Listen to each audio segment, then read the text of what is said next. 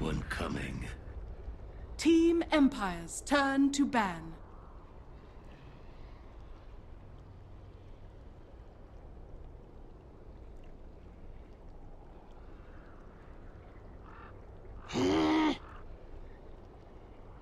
Navi's turn to ban.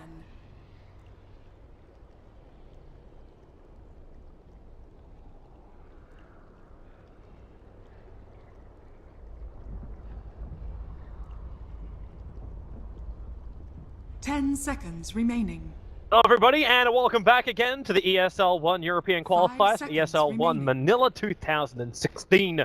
One, this is the Capitalist, and we're here for game number 3, Team Empire versus Navi.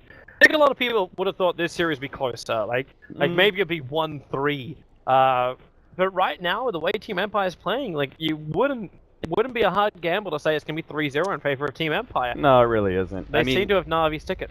Team Empire definitely looked like much the better team in game number 1. They wasn't flawless though. I mean, they made a really big screw up. Nor was game number 2 flawless. Agreed. But I think they still looked like the better team in both games. And then on top of that, they still had the better draft. And you can't have both of those and expect somehow, like you can't let the enemy team have both of those good things and somehow be able to come on. Like what's left? We have the better luck. You know, like you gotta get a win somewhere. If you're not winning the draft, you better execute. I'm interested to see how Mavoss does his last ban, because in the last game he banned out both the Chen and the Enchantress. And he's just trying to push art style into this Bane or Witch Doctor. That's it. That's all he plays. Like that's all he's played for the last like 25 matches of his. It's been Chen, Enchantress, Witch Doctor, Bane. He has not gone outside of this four hero pool on the supports. And it's kind of showing, because Navi's not finding rotation timing. Like, if they have the Chen and the Enchantress, they look for a pushing timing, or they look for this combo with the Faceless Void to give a huge amount of DPS out with Impetus, but that doesn't exist anymore. Tsuneko's now going to first pick up the Faceless Void, and Team Empire, like, Oracle and ES got taken out. But you've kind of got everything you would want to get at this point. The VS is still available in the pool, the most obvious counter to the Faceless Void. There's very clearly like one of these 1-2 pickups, and probably Invoker. I think that's, like I was thinking about it in my head, if you have the 3 combination, which this is probably going to happen a lot, by the way, because it's just naturally that's the way things are going to end up in drafts. Is that there's going to be Faceless Void, Invoker, and Venge left out in the pool. And those are probably going to be like 3 higher priority pickups. Now, if that's the case, what's your first pick? Is it Invoker? In which case they get Faceless Void and Vengeful Spirit, which is tough because then they have one of the best, like, they have a support that works well with Faceless Void and is also one of the best counters to Faceless Void. Do you take Vengeful Spirit? And then they get a really powerful combination, Faceless Void and Invoker. Right? Yep. I really think that the best option is actually getting Faceless Void and letting them go for Invoker Vengeful Spirit. Yes, they get a counter in Faceless Void, but you can't let them have Void Invoker, and you may not also be comfortable with first picking Invoker and letting them have Void Spirit. Saying this again, I gotta get like a Wisp Tiny combination or something in here. But they don't run any combos. They're like just running too much, like too slow of a draft. And this is what Navi have been kind of doing. They've been running Faceless Void, Ember Spirit, but they've got to get one of their lineups where they have like Quap, Night Stalker, Tiny Wisp, and just go, because clearly this tempo is not good enough to beat Team Empire. They've got to get a little bit dirty. It's not even the go time for the combos. It's even just a basic combo, like we saw it last night with the Faceless Void and Skywrath Mage. Like, you're able to run it. Like, yeah, it was like an absolute plague of TI4, but that's not the point. It's the fact that you're able to actually have that dual combo, and you can engage the second you get Chronosphere without having to wait until, okay, what do we got? We got Tiny. Okay, now he's 4-4, we can attack around the map, relocate is finally up, so now we can do something there. It's all a little odd. Even like Team Empire, when they pick up the Wisp, they get more action heroes that can do stuff early on. They still ran, I think it was the DK combo that was theirs. You've got these things that give so much more presence, but Tsuneko seems to be very stubborn with his draft with this. Like, he keeps going Wisp or Wyvern in the first 2. This keeps happening. He either gets Wisp, Wyvern, Chen, or an Enchantress in the first phase, every single time. And it's almost worth just waiting until later on because Havor's had the same reaction he had to the Wisp pickup last time. Navi's Ban turn out to the pick. Nature's Prophet. Yeah, and he's also banning away the same exact 3-4 heroes. Yep. Lycan and Spirit Breaker.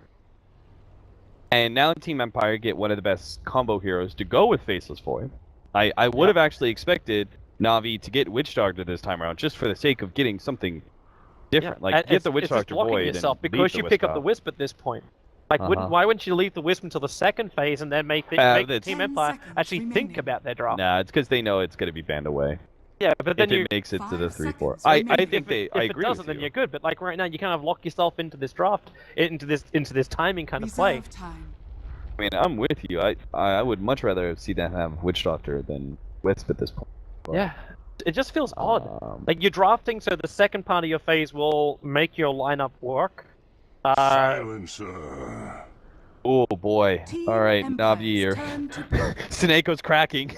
He's either cracking good or he's cracking bad. It's either he's lost it and the draft is going to be terrible, or he's lost it in a good way and he's mad and he's figured out a way to be able to beat out Team Empire in their very early to mid game control game with lots of aggression. You want? I'm not sure which way it is yet. Right now, I'm going to side with bad. Do you want to guess Silence's success 5 rate in this seconds patch? remaining. I bet it's not real good. I bet it's like 40%. Lower. Reserve time. Wow. It's 32.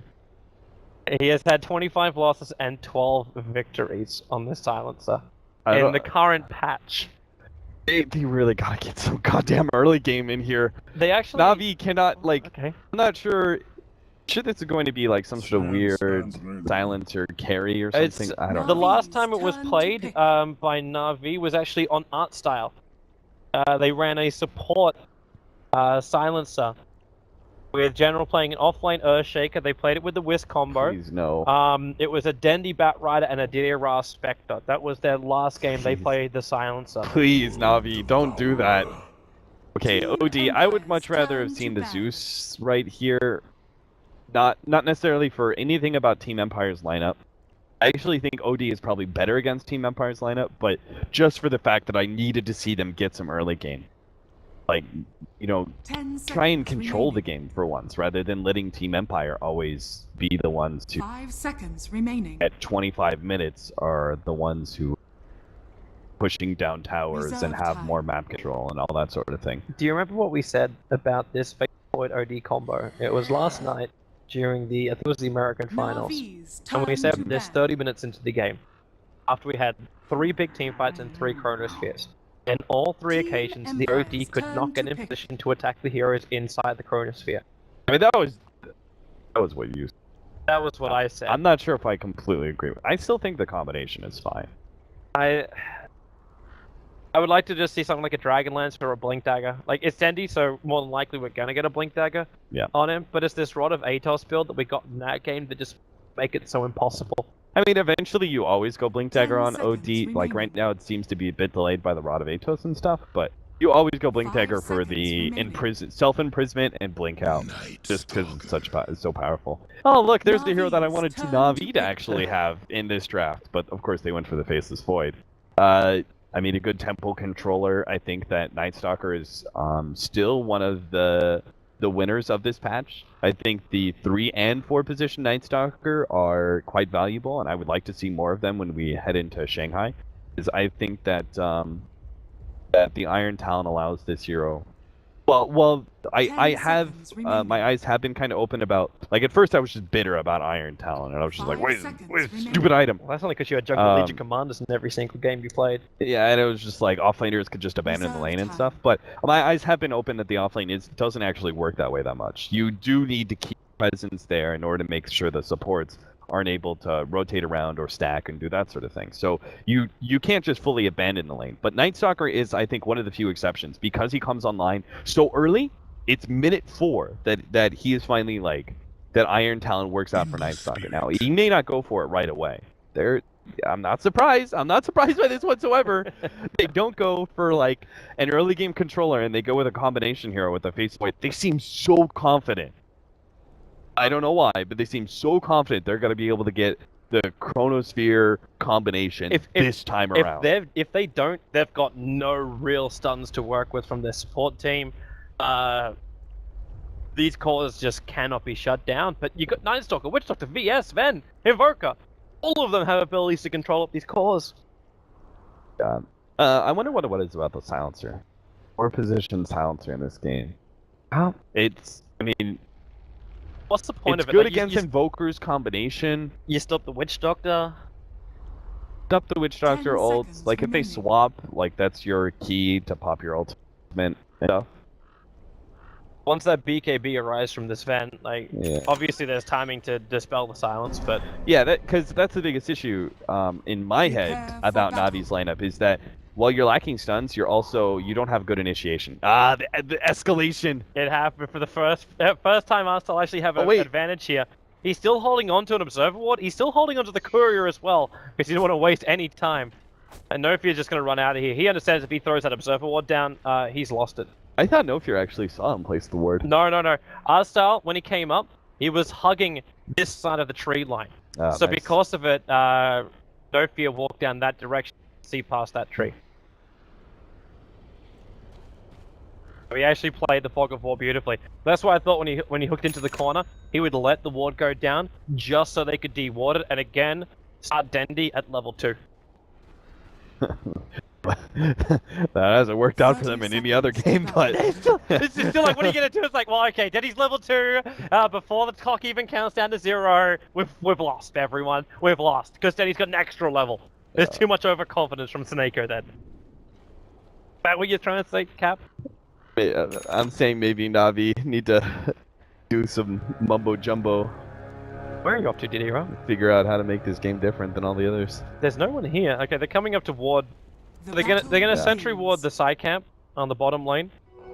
But Vorpals normally when he plays the off lane like this, like an off lane melee hero, he doesn't actually go for that camp until about 4 minutes in. Yeah, you don't want to unless it's a really tough tri lane. Like they have gotten 2 very strong kill supports as well as a potential kill carry. You shouldn't go Iron Talon first on Night Stalker. You definitely shouldn't do that. And in this sort of game, like I'm looking at their lineup, Silencer, Ember Spirit, that's harassive, but I think Havos is still good to play this forward in the lane just because it's a dual lane. So he should definitely play part of the laning phase, pick up the Iron Talon, as you said, about 4 minutes, start playing around with that camp. He'll make rotations from jungle to lanes to jungle to lanes, and that's the real beauty of Night Stalker. He progresses his farm during nighttime via Iron Talon plus Hunter in the Night's attack speed, and he's still putting pressure on the lanes because even if he's not ganking, he's off map. And if he's off map, you don't know when he's ganking. So you just have to play safe or potentially get caught. I love the efficiency play that Empire tried to go for there. Nofir threw down one of his branches to make a happy tree. So FN could instantly just munch it with one of the shared tangos. So this is something that I think FN did very well last game or something like that. It was like, as soon as you start taking damage, go for the efficiency play. Drop the branch and eat away with one of your shared tangos. Because you want to still continue to play aggressive, but you don't want to be limited by your shared tango cooldown. Yep. That can actually hurt mid sometimes. When they're over-reliant, they use their first tango too late, and then they need to use their second tango, but it's not ready. So they just have to play passive and lose CS. General's taking so much damage up on that top lane, but no surprise. It's a double stun line he's up against, so just surviving in that lane for him needs to be a positive thing. And FN's having a hard time getting this mid lane control established. Obviously he's up against an OD and a Wisp. And Wisp now also has his bottle arriving, so this lane is just mana spam galore. Not a fun lane for FN. Doing well for himself though in the beginning, 7-2. You're gonna expect him to always be behind the OD. His OD is he's just a strong mid. You couple it with the Wisp, how do you beat that? Like, because your Board Spirits don't let you win the lane. Dendi's build also, like, I'm a little bit surprised at that, because I thought he would go for at least 1 point up in the Astral.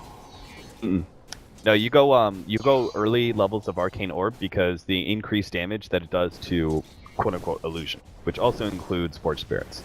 It's just summon units in general, it shouldn't say illusions. There's also, like, with a 4-second takeout time, like, controlling up the lane so big old Diddy Ra, he's in real trouble. This could actually be the first blood right now. This heal is coming in from Snako. They actually group up together and take the Sunstrike. The Malediction pop is enough. Snako doesn't have another heal. Diddy Ra, okay, he'll survive. He had to use the healing salve, though. That's still a big win for Empire, that they forced him to use every bit of regen he has, and he's still low. So Havost can still play really far forward in this lane. He's getting everything he wants. That was a nice rotation. I did not expect that for No Fear to rotate so early. Those quick reactions from Snako.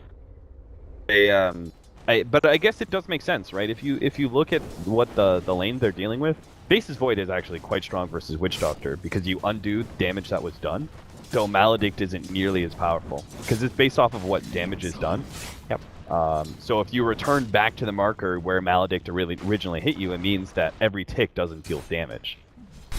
So if they don't actually have kill power against Face's Void, what's the point of keeping that extra support there? I'm really keeping my eyes a lot more on this mid lane because I want to see how well the OG works. You mentioned that like, Face's Void as well as the Ember Spirit. Oh, is Artsal dead at bottom? Yeah, he's dead. Support that doesn't have stun. What happens? You get munched on. Night Stalker just runs you down. It just hit nighttime. Yeah. And by the way, his farm is actually pretty insane. To have Boots, Juan, and Iron Talent by 4 minutes in, and now has another 600 gold because he just got a kill. Dream start for a Night Stalker. Yeah, he's going to control this game so heavily. Dendi really getting up in the face of the Invoker. He doesn't have the ulti yet, but with the help of Snako, like there's a lot of damage into FM, but not enough to get the kill. No Fear. But the Malediction as well as the Paralyzing Cask causes enough issues that Dendi has to back out. And now support arrives from Snako. Okay, that's a little... Yep, okay. I'm like, now it can bottle up, and that'll be great, but no. That Dendi's bottle that just flew in on the courier. I wonder why they played that so aggressively. Against a Witch Doctor who they know is roaming. Yeah, if you had your level 6, then I'd understand it, because then it'll be a kill. Like, Dendi had a lot of intelligence currently stolen at that point. It would definitely have been a guaranteed kill, but... No, it wasn't. What are those unnecessary risks? Because what happens if they get caught with a cast where it bounces between the two? They're super screwed. World of pain. Or like Night Stalker picks up an early TP. Team Empire, here they go again. Sunstrike, Arstar's walking into the edge of it. And Diddy Ra tries to fight this one out. Obviously he's got his flame card to protect him, but they've already got the pick. And that's great for FN. He gets the assist in that kill, but there's still a presence. Iron Talent is too efficient to say no to, but it's almost one of those games that maybe you don't need it. Because he's able to play so aggressively in his lane, he doesn't need to play in jungle at all. Maybe he could have gotten like a faster urn or something like that and played off of that. But if you want to switch to the jungle, then there's not as much space for heroes like the Witch Doctor. Like, unless he's just fully rotating. Yeah, it really does go back to the idea of staying off map puts pressure on the enemy. You never know where he's going to gank. And Voga's now doing the same kind of thing. Like, he's just... Okay, he's gone into his own jungle. Havorst is heading home at the moment. Witch Doctor's now disappeared. You almost wonder, like, what's Na'Vi meant to do about this? Like, Alstar moves to the mid lane, but if all three of those heroes were smoked up and trying to gank up Dendi, he's dead. Alstar can't stop him, because he's a support silencer. Like, yeah, look how much vision they've laid down in that mid lane, too. Like, they had a mid ward right away, which is fine. Then they double that down now just recently with this top laning ward. That's to see Night Stalker rotations as cross. They still need to put one in like this area in the bottom part of the river, so they can see rotations through this ramp area by the Night Stalker as well. But right now, I guess playing two heroes mid, they feel okay about it. And Havos is showing a lot at bottom lane, and I think this is fine. This is why I was like, kind of like, maybe this is the one game where Iron Talent isn't necessary because he can stay bottom and continue to keep pressure on Ember. this is a little weird. Now, Paralyzing Cask, Malediction came out as well. Over on Diddy Ra, his Flame Guard protected him a hell of a lot. But this is the last 30 seconds of nighttime, and Avorst, Void's back off cooldown. He just needs Vision over on Snako. The Sunstrike was coming in for it, but Avorst is the man to get the kill with the Void. They chase after Diddy Ra. There's no Flame Guard for 13 more seconds. Denny will rotate over, but then Oh, no, can't yes! catch both of them. But Vorst will find the double kill. Even a fresh malediction over on Dendy. There's no Void right now, and the life of No Fear is practically nothing. He's hiding in the tree lines, hoping not to get scattered out, and Denny can't find him. Oh, no, No Fear! Listen to HY, stay in the bloody trees, but he's dead. OD will find the kill. So Denny's rotation isn't completely in vain. But still, you just lost your Ember as well as your Wisp, and you gave a double kill to a Night Stalker at the end of the first nighttime. It ends the first nighttime with every single one of the kills. It's 4 kills for Revorce. And look at the other side of the map. Empire farming away on Aloha Dance. He's once again 77 CS. Once again, he's already moving into the jungle. Yeah. 25 denies as well. Why General's pretty underleveled. It's the same problem that he has dealing with Morphling. Is that the enemy carry will focus so much on denying against you. Even worse against Morphling. You know what this kind of players reminded me of? Do you remember like when EG were doing this, when Fear was playing their #1 position? And they'd always do this to give AUI space, so a hero who would really rely on having, well, not rely, but be massively affected by getting more levels. Like, it's the same kind of thing. You get that helm, you instantly go into the jungle, give them space, move over, take the Ancients, no one falls behind, your entire team goes ahead, and the opposition have a choice. Like, do you try and gank that safe laner support, which doesn't really get you that much, or do you try and stop the Zen from farming? Yeah, it's a good... What? Huh? Oh, he had invis. Sorry, he was He's like trying to work out today. no, he was smoked, and then like he also had invis. So then I saw the smoke pop, and then I was like, what the hell? All right, so yeah, you're exactly right. Like that's what the kind of position that they're forced into. They get a gank that is essentially subpar, and if that gank doesn't happen, what people have learned about Vengeful Spirit is that as a support, it's no longer that support that swaps and dies. Lost. He just wants an 8-car. That seems to be all he wants, but he's going to find General. General's already time-warped himself out of here. Now, Havos does have the 1 point up in silence. He's holding on to it for now. In 1 second time, that jump comes back off cooldown, and that's what he waited for. Perfect timing. Then he's going to rotate over. Now, he's actually got the Eclipse, but he's only stolen 8, now 12 intel, but that may be enough, but not when Aloha Dance keeps the chainstun going with Funnick. And Dandy will drop on the top lane. And this time, his rotation, not as successful. Unless you want to count the saving of a Faceless Void. Not sure what he was really thinking there. Danny's rotations have been very lackluster. There's a bottom one where he like cast himself. This one where he tries to save, but he really can't. Self-killed instead. Radiant's top tower is under attack. Well, there goes your top tower now. Aloha Dance has enough money for a Blink Dagger. When you're going to be feeling this confident in the game, is it still the game where you want to go a Blink Dagger? Or do you try and build for something bigger? Knowing you're going up against a lot of potential control and burst damage, do you get... Okay, never mind. No, I think that's... It's a Blink Dagger anyway. I think that we have fully shifted away. I mean, I keep bringing it up, but I haven't seen one since that flavor of the month time where we saw the Spens go Helmet Dominator into like Y, and it was a very slow build up on Sven that allowed you to accumulate a huge amount of farm. I haven't seen a single one of those, and I think we fully shifted away from that. I think people realize Sven is just too slow. If you go any other kind of build, I mean, he's already a bit questionable if you go the Helmet Dominator build and his farm is contested in any way. Smoke break. Funnick. Runs up on Taneko. He's in a little bit of trouble right now. The Global Silence is going to be used now. They've only gotten 1 kill. This Global Silence won't last really that long. And Aloha Dance instantly pounces onto Io. No fear. He goes for the ulti, but already Diddy Ra has spirited himself away. Denny comes in. The Eclipse available, but there's no intelligence stolen. He hasn't thrown out a single orb yet against Team Empire. So it's just a 1-for-1 trade-off. And Diddy Ra, he finds an extra pick. He can call out the Witch Doctor. Sunstride's coming in, he'll hit on Denny, but a good ulti there from General with a big Chronosphere. Catching the Invoker, catching the Night Stalker. Invoker though on 23 HP runs away. General cannot catch up, and now Navi, they're too deep under the tower, hunting after the kill. Then keeps the control in the river over on her horse. Oh, the swap! Wait, pulling back in. FN's so low. No. On the cleave. Okay, no, Faceless Boy still gets the hit.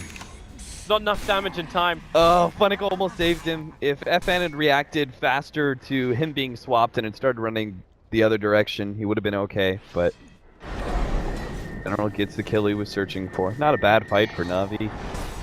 That was actually very good for them. It was pretty much straight trades. Yeah, but I think that Empire pretty solidly ahead in both experience and gold. Because again, the way they're using Sven, it's like Aloha Dance he's doing it well, but he has like the easiest job in this game. Deals with an offlaner that can't truly kill you, so he just focuses on CSing, stacking, farming, and he's literally playing game 2 and game 3 exactly the same, because Na'Vi both times had drafted themselves heroes that just failed to contest. Like, what are you gonna do? They did it once. They rotated Seneko to the top lane as a wisp at level 4 or something like that. That would never kill a Sven, but it killed the support. The best they can do is actually smoke the Ember all the way up to the top lane, and even then it's questionable. There is a small change in his build. Aloha actually went for the Crystallis first. In the previous game, he went for the BKB as his next major item after the Blink Dagger. Yeah, it's fine. I think the heavier amount of directed damage against heroes like OD or Ember Spirit is pretty worth it. Even actually Faceless Void. You can pop them before they have the chance to be able to respond with anything. It's a really big win. And the BKB isn't powerful as it was last game. Like, most of your you've got chains and imprisonment, but that's about it. Radiant's bottom tower is under attack. Here comes the movement from Team Empire, 3-man smoke move. Artstyle is the one who's closest, and her Vorce is going to see him. So, no global stance, because he gets silenced. Sunstrike comes in, and helps to get, actually does take the kill. A relocate from Snako, tries to free him up. A nice Chronosphere cancels off that ulti from No Fear, but they've already lost Dandy. And now with the TP in from Diddy Ra, he has to spirit himself instantly out of the fight he TP'd himself into, and Snako's also got no choice but to come back into the engagement. He gets stunned up, but the tether takes him just far enough away he'll survive. Aloha comes in, there's one swing, the Wisp will go down. Tower as well, Team Empire. And if one thing really describes what I feel has come out from Team Empire in this game, it's not just gaining momentum, it's instantly searching for more momentum. The smoke up, the move, the tower play, after what was an even trade fight, they wouldn't have been happy with that. They instantly go in for another fight, and Na'Vi are always stumbling backwards. Diddy Ra, I think he instantly regretted coming into that mid lane. Yeah, this actually could be the most one-sided game of the series. He's a Night Stalker. Like, he's gonna have Aghanim's by the 3rd nighttime. That's so good. Motohar's gonna finally finish up Roshan. Once he's got Aghanim, there's no way Na'Vi can really surprise him. Like, even with the time walk in, like, you're gonna see it coming. Yeah. Now, this may be the moment for Na'Vi. No fear, outside the base, his death walls off cooldown right now. Global silence, it will be expended, but where's your chrono? The lead in from General, they don't have it. Yet they are still trying to take this fight. And wonderful double searing chains from Diddy Ra. They bring down the Witch Doctor already, so no ulti from him. Sunstrike damage, that's not enough. They just keep chasing after Vorce, and another double searing chains from Diddy Ra. Spirit one way, back again, slices up a Vorce. Artstyle, he'll be brought down by FN, and FN just blinks away in time before General can attack.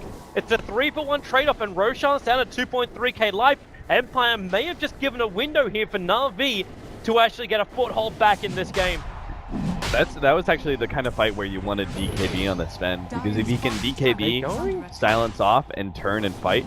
Aloha doesn't have mana. Like, even if he jumps in, there's no stun. Yeah, they're not doing that. There's no way they're doing that. No. Well. We have ourselves a game. No longer the most one-sided game of the series. This is true. Though I do kind of remember the storyline. Empire have a game in their hands which is almost unlosable. Do something silly and lose Roshan to Na'Vi. The tier 1 tower is still available, so if you really do want to like replay the games of our lives, like, that would be one way to do it. Oh, look at it go! What are they going to gain out of that? Andy could get his Blink Dagger. Even Ember Spirits will start building the Battle Fury. going. Dendy is still actually really not far going. behind. He's going for the Rod of Atos. The funny thing is, without the BKB on this event, it makes more sense. But the other funny thing is, even though we bought Crystal's second item, he's still gonna have the BKB in one recipe's time. By the time Denny finishes off the Rod of Atos, that BKB will be done. Yeah, I'm not sure why I said Blink Dagger. Maybe I just said it to appease you, Toby. Yeah, just because of my I would prefer to see Dragonlance. That is a thing. It is a It is a thing. thing. I cast a couple of Dragonlance OD games in combination with Faceless Void, and then I was actually okay with the combination. Okay, so Na'Vi. This time around, they'll take the tier 1 tower without Empire contesting them. So there's no horrendous fight around the tier 1 tower for them. Faceless Void, is it Aghanim Scepter time for General? Yeah, he'll probably start. Oh no, he probably goes Blink Dagger in this game. Actually, if his item progression was faster, I think you could maybe squeeze in an Ags before Empire push high ground, because you're again probably looking at the timing of 30-35 minutes. So maybe you could squeeze in an Ags, but I think that the safer option is most definitely Blink Dagger, because your biggest thing is you need to be able to. When push comes to shove, you have to get the best possible Chronosphere when Empire go high ground. It doesn't necessarily... Not necessarily better to have a Chronosphere every 60 seconds. It's about that one Chronosphere that defends the high ground push. Are they gonna try to defend bottom? Yeah, they are. He's coming in from the Faceless Void. Leap forward, Chrono's on a boss. The relocate's coming in as well. Arstar was already in the neighborhood, but no Fizz is going to TP out directly in front of him. So a boss is dead. Daytime kill against him. They need a stun, and they got it from Diddy Ra. Phonic will also be picked up. These last two fights, Na'Vi are practically dead even, because you're going to watch the net worth climb back up as Na'Vi probably takes another tower. 2 fights, a Roshan, 2 towers. Dire's bottom tower is under attack. Not sure. I don't think they can get a 3rd tower unless they somehow win a 3rd fight. That would be just silly from Empire. They got caught once, they got caught twice. You get fooled a 3rd time, then. You got your BKB as well from Aloha Dance, so yeah, there's no way that Na'Vi should be able to take the next fight. Yeah. So, yeah, there's the Blink Dagger. Oh. If General does get like Blink Chrono before that BKB gets up from the Sven, can you actually inflict enough damage onto the Sven inside the Chrono to kill him? No. you want to know why? Because they don't have damage supports. That's why. Yeah. But what they can do, silence him. Oh. What they can do is damage other people, perhaps caught inside the Chronosphere, or they can damage this Sven enough that he can't fight, and then you maybe run him down or run the other heroes down.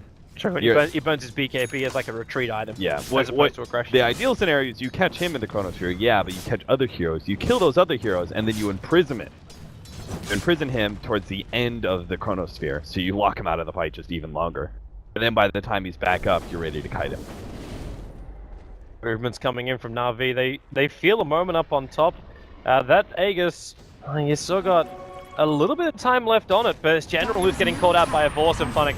Sunstrike's on the way in, a little bit too far away. Global Silence also going to go to work because there's no fear who gets called out, but General, the double Chrono will now connect. FN pushes them back, and Dandy, he got caught on the edge of the Chronosphere, and Aloha with a cleave actually takes a huge chunk off, well, one Dandy, but more of it off the IO. The swaps around as well. Arsal tries to keep fighting. Phonic is low. Dandy, that ulti is available. He's just using the Orbit tanks at the moment to get the kills, taking out the Invoker. They move over to a Vorce. Aloha Dance now with that God Strength Shuriken. Holy crap! OD! Dandy just gets evaporated. A Vorce will also run out of here. Diddy Ra in 2 seconds, 1 second. He's got his chance, and he just goes for the Searing Chains onto a Vorce. They look for more damage at Arsal. Aloha will chase him down and up a little bit further. Havor still on the run. Sleight of Fist. It bounces up, but it also went into the creep, which is not the play from Diddy Ra. He will really want to get out of here, 1, which he'll successfully do, and 2, buy up that Battle Fury now.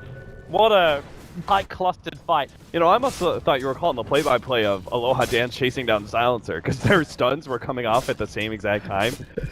The difference was, obviously, Aloha Dance managed to get the kill on the Silencer, and is going to get the kill on Seneko as well, for some reason.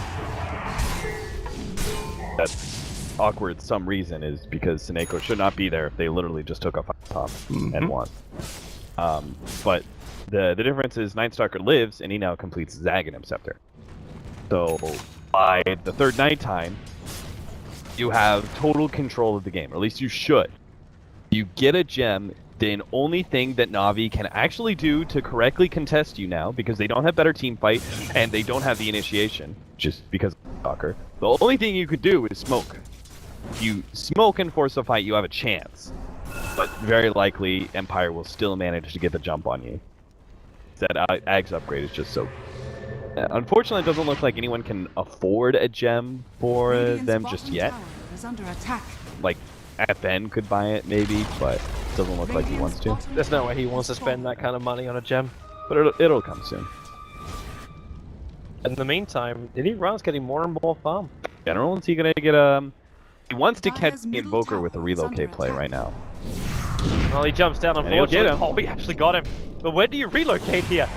Okay, you're going to relocate up a little bit higher. Diddy Rara's demand to be brought in. Wait, but they didn't what? bring any detection Oh, with them. what the There's hell? no way they can catch him. Vorst and Funnick will come in, but with the Come on, Aghanim Scepter, homies. they see everything. They kill Seneko off, which means Diddy Rara does not get sent back safely. In fact, now he gets death warded and brought down. General's in the tree line, perfectly visible, and they need Vorst. Vorst, get your ass back over here. No, he's too busy beating his former captain in the face over in the tree line. Say goodbye to the silencer. And Team Empire, the night time also just straight out. He had darkness anyway, so it wouldn't have mattered. But oh, Na'Vi. What the hell was the point of that? I mean, if you don't bring vision, you're just asking to lose. Especially up against an Invoker who he's level 15, he's got a point up in wax. He also has Ag, so he guaranteed has a point in wax, you know? It's like... Radiant's bottom tower Yeah, is that was very silly. God, the Empire. The new order right now. The remnants of Na'Vi have now made a stronger, better offshoot government. is under attack. And they're going to take out the tier 3 tower in the bottom lane. Ember's up in 5 seconds time, but really, Radiant's they're bottom ready to tower fight. has fallen. Dendy can't even TP back yet. He's going to wait 5 seconds until his TP comes back off cooldown. And by that time, they've lost the bottom rack. The big Bruno my God. catching out 4. Then his TP is starting now, but he's not here to do any of the damage. They break free the BKB and the cleave. Empire, they're going to go through them one by one. Aloha's taken out 2. The Sun's still on cooldown for the moment, but they've gotten what they need, Team Empire, until they group up like that. That's not what they need. The Sleight of Fist does a lot of work with that Battle Fury up. Vorst may actually be a casualty of war now. He turns for the fight, but the Stormbolt. Aloha's coming in for it again. Dandy protecting his teammate for the moment, but there's too much damage. Now Dandy, where is that ulti? He doesn't, now he throws it, but he only got one. Finally, he'll actually get the second. The triple kill in total, and they'll slow down the Invoker. This time, no, there's no Dendy, escape. Fn's actually going to die. Oh, I The thought Dendy would... tornado would not be enough to kill off Dandy. I thought he was gonna die to that tornado. That would have been the like silliest death ever. But I guess he's got no level of wax, so it's all good. The person who got God. the most out of that fight was actually the silencer. Come over 2.1k gold and 3.1k experience. All right, guys. Wait, how much he's actually Time sold for me to 18 be a semi-carry. intelligence. Yeah, I mean it's just natural. You're gonna be a part of some kills. Yeah, but it's the fact that he actually survives through the kills instead of dying at the initial outset. Like that's definitely helping in their case. I mean, When you've so got low mana pool heroes like the Night Stalker and this Ven. He is 100% not semi-carry potential, nor is he proven to be a strong pick by art style. Like it's very much like you get a 5-man Chronosphere and you can't do anything with that. Like that's probably a problem with drafting, if not positioning. And they definitely had some supports who were in range of that 5-man Chronosphere. Other supports would have been able to dominate that kind of setup. Unfortunately, a Silencer Wisp literally just like bleep blooped their way into the Chronosphere together and did nothing. Well, now Empire get to go for Roshan. Na'Vi, they do have the relocate up, and that means that they can bring Dendy into this fight. Issue is that Ura's still pushing at the bottom lane. By the time they get to Roshan, it's going to be too late. General, Ashley, is this it? Flank, Chrono, Roshan, he's already down. They can't go now. It's too late. Yeah, that would be so risky.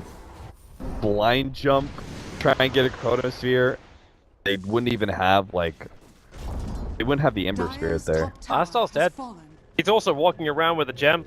They just BT4 to catch up to him. Like, he can Glimmercape, but where's now Empire's reveal. Save him, Seneko. No, he breaks free of the Glimmer Cape. This is actually quite huge because now Na'Vi, like, they lose the gem. Radiant's middle tower is under attack. And it goes into, like, okay, so they got double gems. You can send the other one back. The Force is already running around with this unobstructed, like, is under attack. also, like, Radiant's middle revealing tower vision. is under attack. Gem. Clear vision. That's the word. Phrase, thing. Map hack. That is also Legal. legal map hack. Radiant's middle tower is under attack. Aloha Dance, all he has left is Dire's to bottom lose his tower Aegis, pick is up under the attack. Moon Shard like he did last time. Radiant's middle tower has fallen. I'd be down with an AC this time around though. Here they come. No fortification for Na'Vi, so they can't easily defend this. Buyback's only available for Dendi as well as Faceless Void General. Aloha. He's just burning up the damage they've got.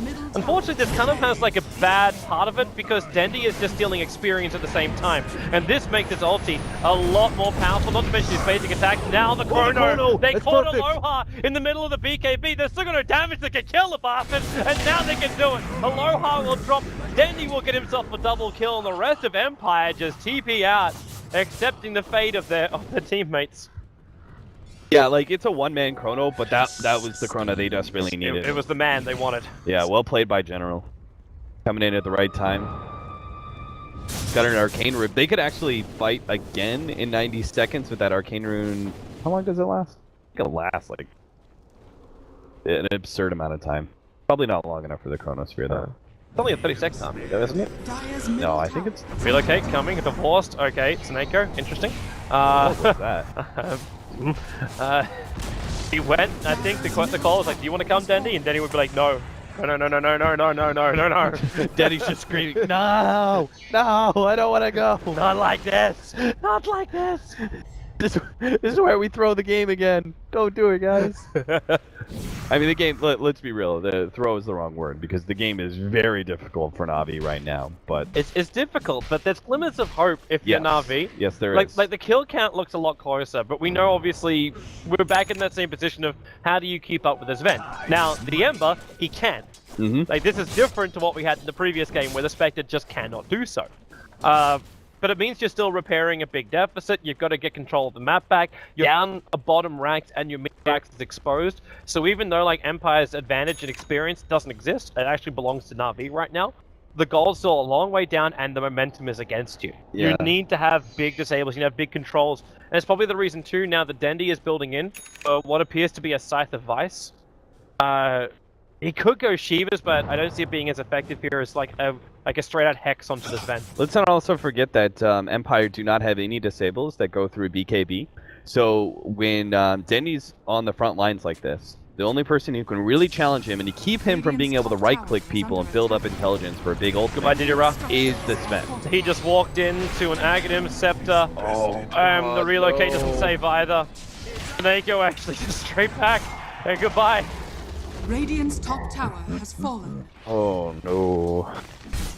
That Na'Vi, not like this. They were getting so close again. It's like game one over again, where it's like if they just played out. Oh, General! He's stunned up. The global silence to give General a little bit of space. They've already doubly bought back. They need the Chronosphere. Aloha's on the front line. FN's in pretty close as well, so General can jump forward. He gets both of them in the Chronosphere. The side of fist damage is there, but they need to kill off Aloha. Denny drops the ulti. Sven will go down. They'll chase up after FN. Diddy Russ right there behind him with Seneko. FN will die. And now it's Team Empire is trying to throw the washboard over the side of the ship. 4 heroes down for Team Empire. And, well, was it a bait? Was it just a bait? Was that death? Looked like game throwing a bait. The General getting caught? I don't know. I actually didn't see the way that he really got caught. But the Ember Spirit Wisp was most definitely not. Empire's still fine with that exchange because it costs buybacks, right? And no matter how much gold you got out of that on Na'Vi, maybe you even repaired the amount of gold that you used, that is still a one-time cost for the next 6 minutes that you could straight up lose the game now. And Empire, if they go for another push like that, they know we just have to kill the Ember Spirit. he's gone. We just killed this Sineko. He's gone for the next fight. There's guaranteed no opportunity for him to be there. The downside is now Dendy has a Scythe of Vice because of that fight. Yeah. And now you can't just instantly blink in. Like, you got a BKB beforehand, and that BKB for this event is already down to 6 seconds duration. Like, this is gonna become more and more problematic. They have to find their initiation on Empire. The jump on General failing. Bottom lane, FM. Okay, no, that's Defensive Spirit. He's not controlling Jack. There's no Scythe of Vice over on this Invoker because he went BKB. Hey, look at that! Aloha Dance is going AC. I like it when I'm right. Doesn't happen very often, Toby, so I have to celebrate, you know? Except you said like this series was gonna be more of like Na'Vi sided. I mean, yeah, like I said, I'm not very often, Toby. I gotta celebrate it when it happens. Well, I get to be wrong. Oh, he gets Shivas. Yeah, Yeah, you said Scythe and... Yeah, I was expecting Scythe because they're just looking for, like, when you got supports that don't have as much control, it seems to make a lot more sense. But a Shiva's card, like, if the BAB wears off, at least you can kite then a little bit more, but then he's got Warcry, which kind of, like, counters a lot of that. No, I mean, it's a big armor increase. It's better at kiting these kind of carries. I can 100% agree with Shivas. I think it's, like, almost a little bit more standard on OD. This point in the game. I just thought you saw a plate mill somewhere, so I was with you. Sorry, a ultimate orb. No, I was like, oh, okay, he's going Scythe. Huh? No, he had the perfect money to just buy the Scythe. That's the reason why I looked at it that way. But obviously, at the same time, that perfect money for a Scythe is the perfect money for Shivas as well. So. Oh.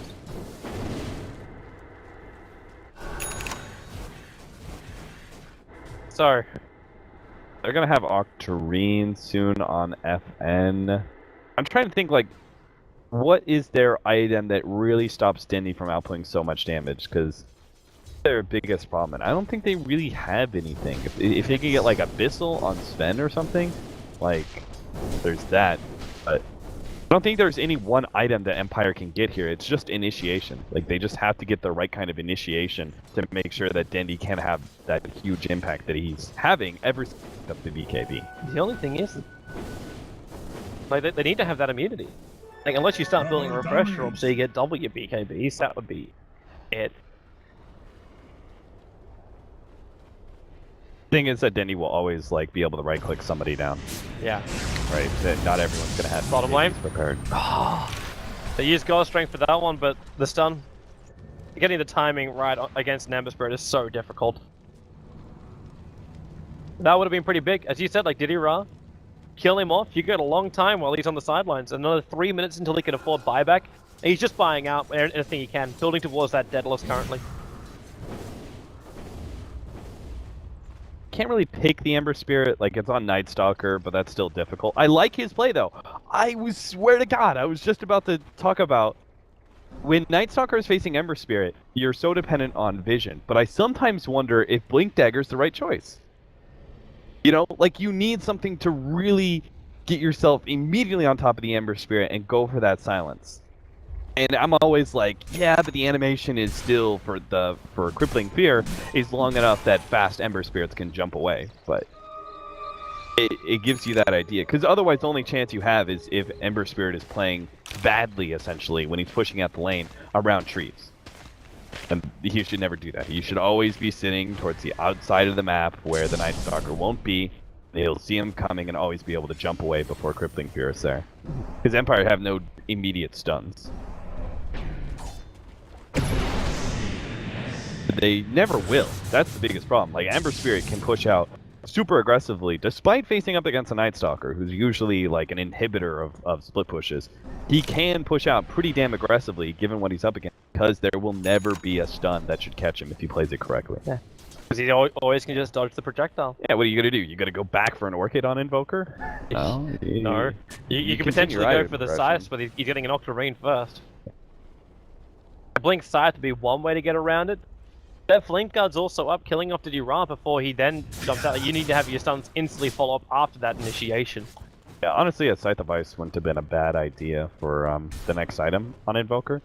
I understand, like, when he's got Ags, Octarine looks really appealing. Yeah. I'm wondering, though, then, if Diddy Ra prepares his next item. Like, he already got himself a Daedalus. He's going to start farming up now. Is it worthwhile getting a Lincoln Sphere to dodge the silence potential of Horst or the initiation of Invoker? You're dodging the other attacks pretty easily. Do you get at least one defensive item on what is already a glass cannon?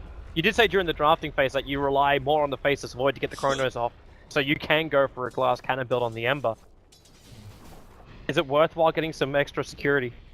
Against this team, no. You're so reliant on damage at this point. You have to maximize that. You can't afford to sidestep for like a Manta so you can deal with Crippling Fear, or go for like a BKB build because you can't stand up against the Sven still. You always have to stay outside of him. So, yeah, especially in this point, like if they still had full sets of racks up, if they still had all their tier 3s, you can consider sidestepping there if Empire were like just weren't this far ahead, essentially, on their Sven. It's specifically their Sven. They're actually not that far ahead in network. An Invis rune. Ooh boy, is this a play? I also thought, like, is it Blink Dagger or Shadowblade? Shadowblade's the other item that I think is actually really good on Night Stalker when you're facing Ember Spirit. You can see Diddy Ra. You can see where he's walking. Blink. Got it. Oh, why did he void? I don't know. What? Silence would stop the pullback. That's the reason why we're talking about the Lincoln Sphere in the first place. But he went for void instead of the Crippling Fear. The initiation. Oh, whoops. Sorry. What? Come on, almost do that to me. You know, I didn't want to say this, but I was gonna. Now I have to. It seems like this game number 3, we've reached that point in time where we've seen from the other games, where it's going to come down to who makes the bigger mistake at this point in time, where it's like everything's on an edge. If Empire push high ground, like I'm expecting, like this would happen in normal game, like it would be the 5-man push by Empire, and then the 5-man defense from Na'Vi, and it would be like this epic, like who's going to come out on top sort of thing. But I am more expecting who's going to make the first mistake and get caught. Well, Horst is allowed one every game in his new position as 4, hence he became 3. It just makes sense. Can't wait for the next emotion. No, honestly, Horst has played fantastic this series. Like his drafting has been really, really well done. I think every single game I've been like, I think he's won his draft. It's kind of funny too, because he always used to be that guy that would speak up, saying like, when everyone was like, "Oh, where's the captain for Na'Vi?" and everyone just like kind of laughed off of Horst when he put himself forward. Now, Horst, okay, blinks away, breaks the smoke, General gets the chrono. Whoa, General's only forward. on Horst, and Diddy Ra, he ran in through the back lines here, but with the EMP burn, General's out of mana, Diddy Ra just gets completely blown up. He's down for 95 seconds, he's not using his buyback for the moment, we're splitting the fight, Denny is basically trapped in a corner, he'll trigger his BKB and TP out. There's no damage that will penetrate that, so it ends up just being a 1-for-1 trade-off, but if he didn't do that, like, you still understand that Diddy Ra has to buy back. Like, why did General pursue so far? That was such a useless Chronosphere, and they're so dependent on it. Like, he's got the egg, so he can have some... He's going for Aloha. Tornado's going to send him up. He's got Time Walk available, and he jumps away just in time. Sadeko keeps him alive. The Sunstrike. General walked into it. He's down! The imprisonment will come, Faceless Void will buy back, they want the kill on Aloha, he instantly BKBs and blinks away. Meanwhile, Na'Vi Southern Home is in trouble. Don't push out, Na'Vi, do not push out, this is not the time to try and punish Empire. They're just cleaning up house, man. I mean, that was the mistake. I sort of hate that's what it was, but push out from General was... Like, if he catches the Night Stalker in the position that he originally jumped, that's okay. But pursuing that far out, that far ahead of the rest of your allies, you don't have a Blink Dagger on Dendy. And he still only caught 1. Yep. It was so bad. I just got them into a position. Now they're sitting on the back foot. Na'Vi, this is the better play. They shouldn't immediately push out after the buyout and the BKB, but they should try and be look for an aggressive pickoff. And this 3-man smoke, what they need, because Ember Spirit's pushing out bottom lane. It's not the most obvious smoke in the world. Oh, they find a target. Blink him. There's the chrono. He only got a Force. No fear goes to the ulti with the Aghanim Scepter, but they clean him off. Now they move over. Did he rise the neighborhood of Force? Locked in with the Syrian chain. Saved up by Funny for General. He clipped himself. He can't get himself down for the moment, but the chase keeps going from Dendy. Already throwing out that Eclipse. Relocates on its way. It's just Saneko coming in, but helps to reveal that Funnick to find that kill. Aloha actually blinking over, playing leapfrog with General. There's 2 heroes down for Empire, which do not have a buyback. Unfortunately for Na'Vi, Obviously, they still have no attempt to go for Roshan. Yeah, that's okay though. They got themselves a little bit enough space to probably push out the rest of these lanes and make another aggressive move. Unfortunately, they're still dealing with a vision issue. No, they got the gem back on Snako. So this is the important part about controlling the gem is when you do make an aggressive play like that, you need to make sure that there are no aggressive wards from Empire that catch you out the second time you try and push forward. Because now they can kind of operate based on the fact that they hold a decent amount of map control. They have to push out the bottom lane again, but mid and top are push forward. If they actually choose to push out the bottom lane and go for an aggressive move down mid or something, they need to make sure that Empire don't have that information. I'm wondering as we now rapidly approach like the 50-minute mark, who actually has this in the late game? If we ignore the fact the bottom ranks is down, and we just think about the raw 5-on-5 team fight, Ven's going to cap up pretty soon. He's going to be picking up the Satanic as his next major item after he burns this cheese. And he's kind of the primary source of damage next to the Invoker, but you're up against like a Faceless Void Chrono, an OD who's got that Scythe Device plus the Shiva's Guard now, so his intel is already pretty damn high. And the Ember Spirit who's getting bigger and bigger. Okay, jump in for force. Just BKBs. Did you Raz being protected by Snake on the Chrono from General catching out two. Denny, unfortunately, he's got two BKB tags there. Now Punic will swap himself in. That's an easy kill for Denny with a dash sword from No Fear. Huge build damage. Enough to get one kill. The buyback comes out from Silencer. But now the BKBs are down for Team Empire. They may not be ready to fight. Not when the Searing Chain catching out two. General comes back in again. Denny, no ulti from him. He's just looking for something to throw out. Aloha Den wants to run back down the hillside as well, but he's just getting beaten the crap down. There's two heroes on the sideline for Empire. No Fear's going to join them as well. A double kill for Dendy. Avor still on the run. There's Searing Chains or something to catch him out. The jump forward from General. He gets a time lock. They'll buy enough space for the rest of Na'Vi to move forward. Avor will end up dying. That's the loss of the gem of Team Empire as well. And that is 4 heroes on the sideline with only this Ven to have a buyback. Na'Vi can now actually make a play for a counteraxe. Looks like Na'Vi will get themselves on the board. This is good because you're asking the question. I didn't get the chance to respond because Empire forced that fight, but it's without a doubt Na'Vi have the better late game. Their offlaner is stronger than like Faceless Void is better than Night Stalker. Like the vision is amazing, but it's still ultimately utility. While Faceless Void's Chronosphere is like literally game winning most of the time. Then you have the mid comparison, Invoker and OD. I think they're actually quite similar in late game output and damage. Damage slightly to OD, but better control from the Invoker. But then it's the carries, and the Ember Spirit most definitely wins. Sven is just too reliant on his BKB, and this late into the game, it's only 5 seconds. You have 5 seconds to win the fight for your team. Otherwise, you're just going to be kited around and chipped away by Dinchirod's Ember Spirit. Na'Vi need to do this and get the hell out. If they hang around, Death Ward's back off cooldowns, Ven's up in 5 seconds. In fact, they're leaving already before there's a chance for Empire to chase them away. So they don't get the racks, they only expose the middle for it. FN? Why not? Sonic Boom! Is Na'Vi waiting for a... They got Chrono off cooldown, so maybe they're going to try and catch Aloha out. And, well, there's the Hex from Dendy. Vonic going to swap him out. And that's probably the reason why they didn't want to commit the Chronosphere, was just because of the peril of the Vonic swap. Now they go in. Aloha caught. No BKB up. The Global Sun's going to give them the space. Spanny's down. 86 seconds. Na'Vi have opened up a huge window. They'll chase up after Vonic, and they get both of them with the Ember Spirit Sleight of Fist. They bounced around. And now it's just Havorce and FN, the two sole survivors.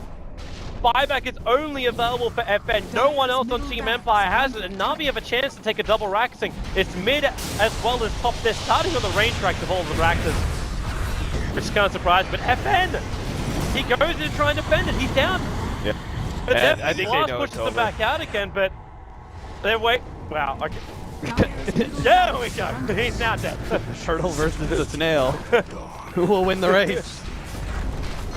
FN knows he has buyback, so he just kind of has to throw himself at the enemy. But unless he's able to do something dramatic here, they've kind of lost the game. All he could do is stall up the fight. Like, he's now going to go for another EMP tornado, but Dendy moves forward. Their sights available. FN very quick on the blink back. This is when you actually see the downside about no D. Like he's shite at taking out buildings. No, both of them are. Hemisphere's not good either. But you see Ember, like they're trying to get the full lane of rags and then it's gonna get out. You got Sven up in 15 seconds time. There's no reason to overstay your welcome. And Empire, they need some extra kills right now on Na'Vi. They cannot let them get away scot-free. The pickup on Dendi as well as Io is going to help matters. Snako does not walk into the Sunstrike, so that's a good thing for him. Yeah, remember what happened last time Empire tried to push out. They got turned around on pretty heavily.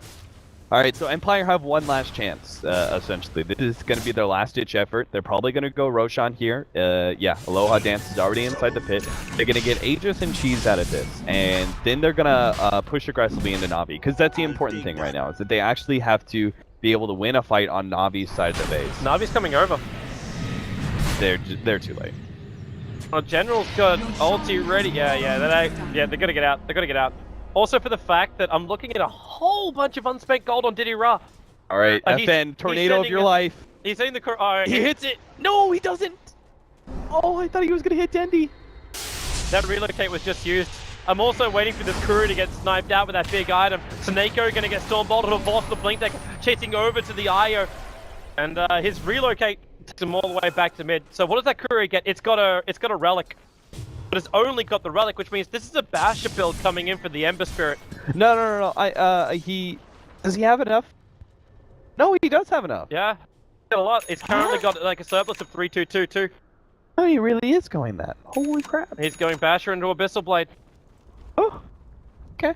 I mean, the blink Abyssal is not a bad idea by any means. And he's got to save Dendi. Double TPs, double BTs, jump forward. Nice. They caught Aloha Dance. They can burn through the Aegis, the Immortal, and remember they've actually got the Abyssal Blade now, so there's a lot of control here, and Diddy Ra actually surprisingly already used it. So they burn the Aegis, yeah, they're getting out. They realize they don't have enough control, and there's way too many Empire heroes coming in behind them. Just imagine how different that game possibly would have been if that tornado hits Dendi, and they're retreating away from the Roshan pit. They catch Dendi there, they kill him. And they immediately go uphill, and there's no opportunity for Empire to Na'Vi to find the kind of pick that they did at top lane. They just took away the Aegis. That's gigantic. And it's unlikely that Empire are going to be able to push fast enough to take advantage of the very low cooldown on Chronosphere. They can't. General may even make this a little bit lower. He's got 4.7k gold currently on this Faceless Void. Are you all about your Chrono? Do you go for like your double Chrono, or do you finally get some damage onto? No, you literally don't need damage when you have two glass cannon heroes like this that output insane amounts of damage. So OD and Ember Spirit. Refresher is one of the ways. I'm trying to think of what else you could go utility-wise for the jumps. He found Aloha once again. General. Well, they may have had a bit of interest Chronos in the previous times, but this round, it's the big pick. Aloha goes into his BKB. FN trying to split the fight out. They broke free of that global stance. The BKB's in General. So low, the death ward from Nopia. It goes to work, but General's currently the only casualty of war. Snako's relocate took him back. And General does have buyback. The Chrono is still on cooldown for another 36 seconds, though. With this set. Drop your gem, dude! Drop your gem! Drop your... What? Why did you bring the gem back for Empire? Alright, whatever. I'm sure it's not going to make a difference. They just lose their mid-laning ward. 20 seconds. 20 seconds until Chrono. Boyd's got buyback. He'll actually have Wisp buyback to start with. And Empire are running. They're not going to stay here for the fight. Or either that or they're waiting for Na'Vi to come out to them. I think they know that they can't really go high ground. Yeah, Chronosphere would be back up. Yep. So Faceless Void would buy back. Going high ground is just really tough. But this is the reason that Faceless Void is stronger than Nightstalker late game, is that every 60 seconds you have like a guaranteed kill. And it's not just about defending high ground, right? It can be used when it has a 60-second cooldown to just get a one-off pick. So you can push aggressively like they did at top lane, get that surprise gank, kill Aloha Dance. And it's also too hard for the enemy team to push into you right now. So I would be down with Refresher on Faceless Void. I think it's probably one of the better abilities he can get. We got a Refresher on Dendi now. Yeah. So he's actually now got his double BKBs, double Shiva's Guard, double sides, double ultis. Very useful. I also want to just like bring it. This game. I want to bring attention to this one. We're talking about items. Like, obviously you got to pay for them somehow, but look at that swing of the net worth. We actually had a change Holy of cow. 22,000 in the space of what had to be 5 minutes. Gigantic. Yeah, and then it's completely swung back down again after Empire had a favorable engagement. The smoke move from Navi.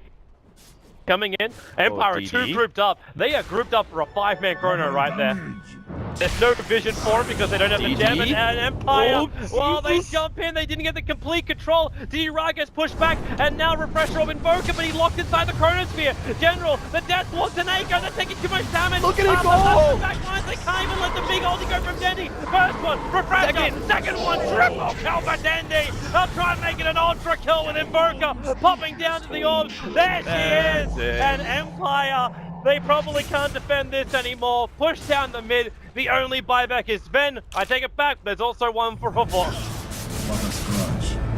Yeah, their buybacks just won't come up fast enough. 35 seconds till the buyback is up for the Invoker. The DD is not that big of an advantage. I don't know why they keep going for the Faceless Void like that. Like, it's a good pickoff if they can actually stun lock him, but they never can. It has to be a GG push now. If they can't go through the bottom lane, we get a divine rapier up for the Ember Spirit. He actually disassembled his Abyssal Blade just so we could get that. 10 seconds till FN is back up. Here they go. They have enough damage now because of Oh this shit, divine he's rapier. 180 gold missing. Really? The timer's done, but he still needs 175 gold. come Oh no! on! Oh no! What is this? No, the tower! The tower back in the base is gonna go down. So there goes your tier 4 tower. He should actually have the money back. He's got money. He can actually buy back. The Chronosphere is gonna go. Wait, he got buy back? I don't know. Maybe he's gonna AFK. Did he run? Forced after away from a low hard dance. Come back alive, Invoker! He's pausing! There's a problem! no. He's DC'd! The unpause! Who unpaused the game? It was no fear. They actually said that's it, GG. But he DC'd out in the last moment when he could have fought back at the tier 4 tower die, giving him the extra cash, and Navi take game 3. Oh shit! Oh man, I mean, I'm happy Navi take a game in this series at the very least. But that's gonna add a level of salt to your victory. I mean, they looked good going into this. They didn't look like obviously they were just